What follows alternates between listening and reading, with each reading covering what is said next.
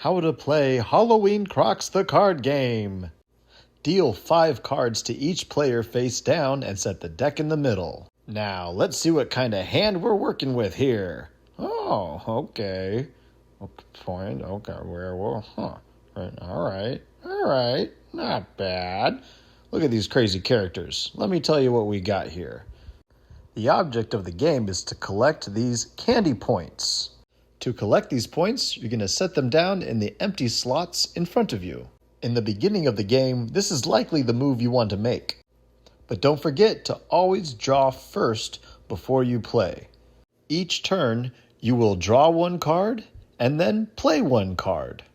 You can collect 1, 2, 3, or 4 point candies in your 5 slots. To win the game, collect 5 candy cards with the most points.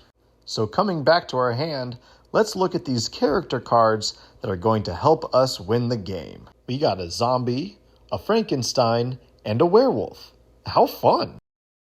What each card does is printed right on the card. Let's take the zombie. It clears an apple. What does that mean? An apple is a defensive card. To play it, place it in one of your opponent's 5 slots. This will block one of their slots so they cannot win without getting rid of the apple. And that is what the zombie is for. Make sure to put it zombie face up in the discard pile. That's important because maybe the next player has an apple and they have a skeleton card, which replays the last card. It plays whatever card is under it on top of the discard pile. So you can use that to clear an apple because it acts like a zombie. Well, what if the next player also has an apple and also wants to get rid of it using a skeleton? The skeleton would replay the skeleton, which would replay the zombie, and that person could also clear their apple. So that skeleton sure can be a wild card. Now let's get back to our hand. These next 2 cards that we drew will help us get more options if there's not much that we can do.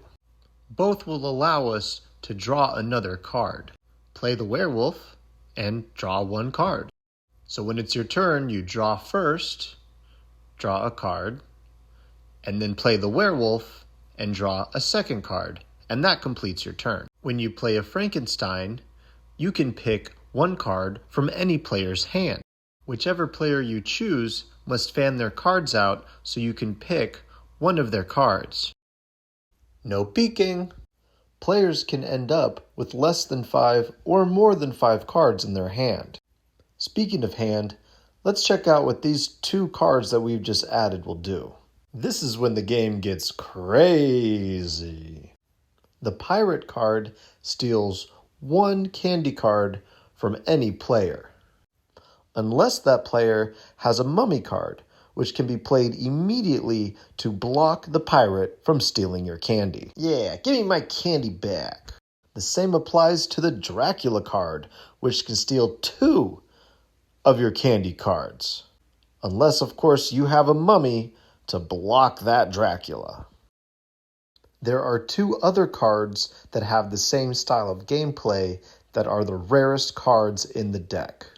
There's the Reaper, which can steal all of the 4-point candy bars from 1 player, unless that person has a Devil card, which is the only card that can block the Reaper.